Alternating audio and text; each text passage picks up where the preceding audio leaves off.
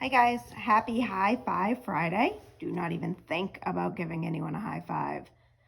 Just kidding. You can high five the people in your house, but you still have to wash your hands afterwards. What you're looking at right here is the very last page of chapter 4 that we read yesterday.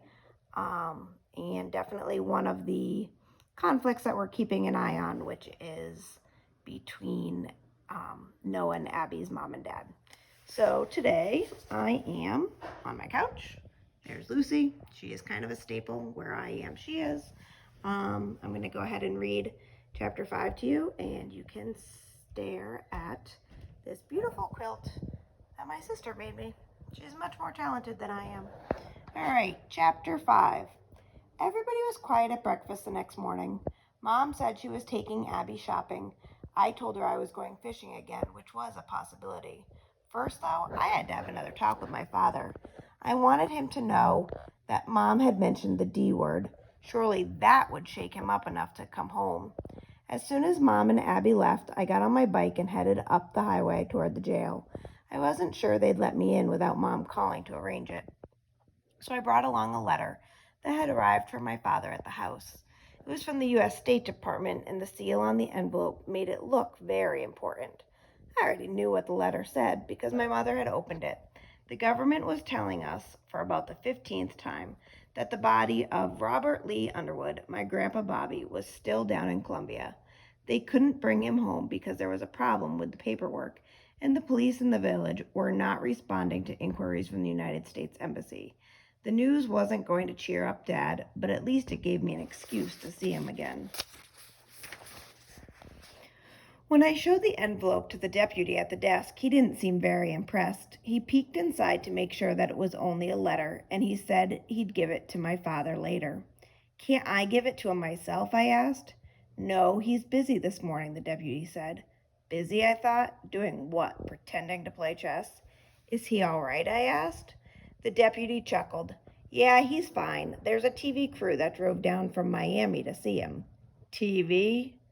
Yeah, Channel 10. They said they'll need at least an hour. Then I'll come back later, I said. The deputy shook his head. Sorry, sport. Inmates are allowed only one short visit per day, and we're already bending the rules for this TV thing. Maybe tomorrow you can see your old man, but call first, okay? Sure enough, there was a shiny new van from Channel 10 parked outside the sheriff's station. I don't know why I hadn't noticed it before. I rode away wondering how to tell my mother that Dad was now doing television interviews from jail. She'd find out sooner or later when it was on the news because all the Miami TV stations broadcast to the Keys. So I'd have to tell her, even though she wouldn't be happy about it. Maybe Dad thought of himself as a political prisoner, but Mom thought he was being a selfish jerk. Lice Peking was actually awake and semi-alert when I stopped at the trailer. Shelley wasn't there, which was sort of a relief and a disappointment at the same time. She made me real nervous, but she also kept Lice Peking from acting up. Well, looky who's here, he said with a wormy smile. He was lounging on the front stoop, sucking on a cigarette. His hair was wet and tangly, and his shirt was damp. I couldn't tell whether he'd taken a shower or sprayed himself down with a garden hose. So how's the jailbird? He asked. Oh, that's real funny. I didn't appreciate him talking that way about Dad. It was different when Abby did it because she was family. Lice Peking was just a lazy lump who didn't know anything about my father. Well, what did he say? Lice Peking asked. Can he come up with some money or not? I said, we don't have any money, but he'll give you his flat skiff. It's worth $12,000. Lice Peking squinted one bloodshot eye. Says who? Come see for yourself. It's on a trailer behind our house. I told him what kind of boat it was and that the engine had fewer than 100 hours on it. Seriously, he said. My father doesn't lie. And it's free and clear, this boat? The bank doesn't own a piece?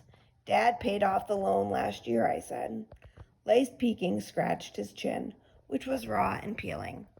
Where's your house at? He asked. I gave him directions. It nearly broke my heart to think of a loser like that taking our skiff and selling it for cash. But what else could we do? Lice Peking flicked his cigarette butt under the trailer and pulled himself upright. Let's go have a look, he said, which caught me by surprise. It's a long walk, I said. Who's walking, boy? He laughed and pointed at my bicycle. Hop on the handlebars. And that's what I did. It had been a while since Lace Peking had pedaled the bike, and he was wheezing by the time we got to the house. He seemed shocked that there was no beer in the refrigerator, but he settled for a Diet Coke. We went out back to see Dad's skiff, and Lace Peking made up his mind right away. It was a cool-looking boat. We definitely got us a deal, he said. I'll be back with Shelley in the Jeep to pick it up. Say tomorrow around noon? Hold on, I said. It's not free. Lace Peking sniffed. Chill out, Junior. I know that.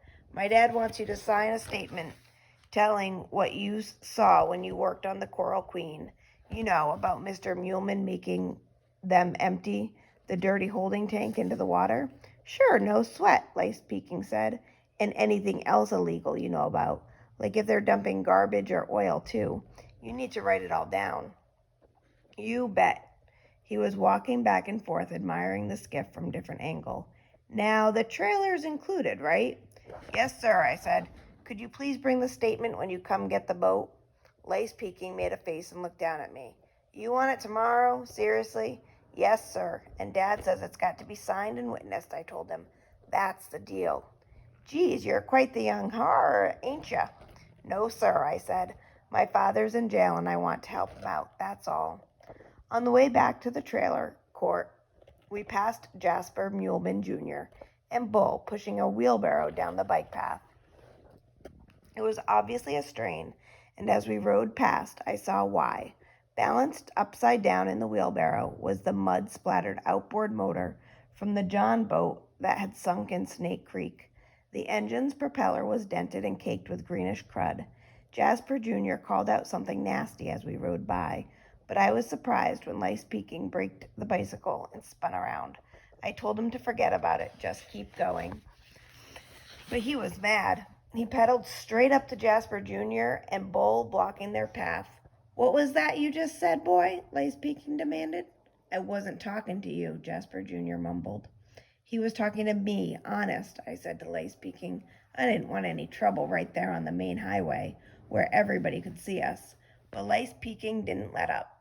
Sounds like you got your daddy's potty mouth, he said to Jasper Jr. Keep it up, you'll need a whole new set of choppers before you're 18. Bull said, Come on, Lace, he didn't mean nothing, that's the truth. Shut up, Bull, said Lace Peking.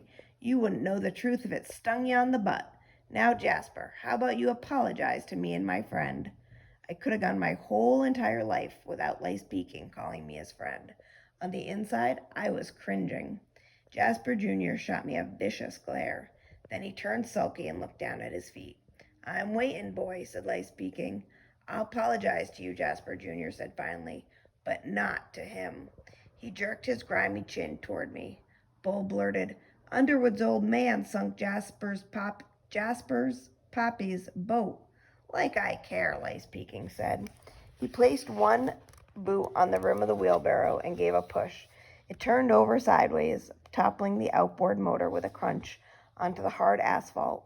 A gush of oily gray fluid spilled from the cracked cowling. Bull groaned. Jasper Jr.'s jaw fell open. Don't call people names, Lace Peking said. It ain't polite. Then we rode away. That night, after dinner, Mom put on a CD by a singer named Sheryl Crow. One of the songs was called My Favorite Mistake, and my mother liked to joke that she could have written it herself about my dad. This time, though, she didn't smile when the song came on. I was going to tell her about Dad doing that interview with Channel 10, but I decided to wait until she was in a better mood. I didn't tell my sister either because she'd get ticked off and start throwing stuff around the room. Abby has a hot temper. Around 10:15, Mom turned off the stereo, gave me a hug, and went off to bed.